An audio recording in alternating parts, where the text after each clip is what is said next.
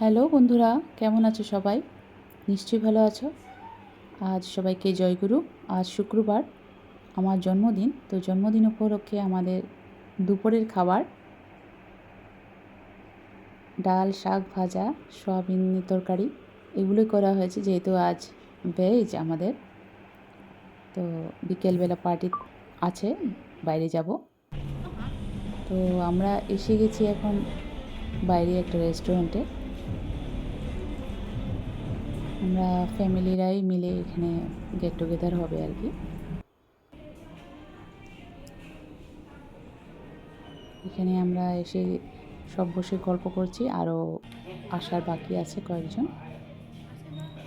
এখন এই যে আমার কেকটা, কিছুক্ষণ বাদেই আমার কেকটা কাটা হবে, তারপর আমরা স্ন্যাক্স স্টার্টার যেটা খাবার খাবো। আমি এখন কেক কেটে নিলাম, আর এখন স্টার্টারের পালা। তো ফার্স্টলি আমরা স্যুপ অর্ডার করে দিয়েছি, যেহেতু আমার মেয়ের খুবই ফেভারিট স্যুপ। যেখানেই যাবে, যেদিনই যাবে রেস্টুরেন্টে বলবে আগে স্যুপ দাও, তারপর আস্তে আস্তে সব স্টার্টার এসে পড়ছে। এখন কিছুক্ষণ বাদে আমরা কেকটা খেয়ে স্টার্টার খেয়ে এখন আমাদের শুরু হয়ে যাবে ডিনারে। তো এখানে আমি বসে একটু ভিডিও করছি। তো এই তো এসে গেল আমাদের ডিনারের আইটেমস।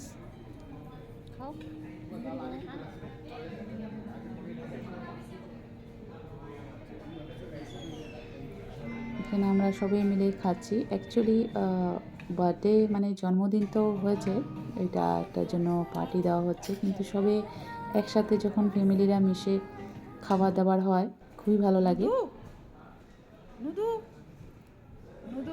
আজকাল মানুষ এত ব্যস্ত হয়ে গেছে যে নিজের মানুষের সাথেই কথা বলারও সময় পায় না।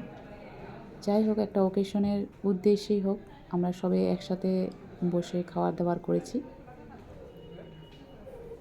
মজাও হয়েছে, গল্প হয়েছে।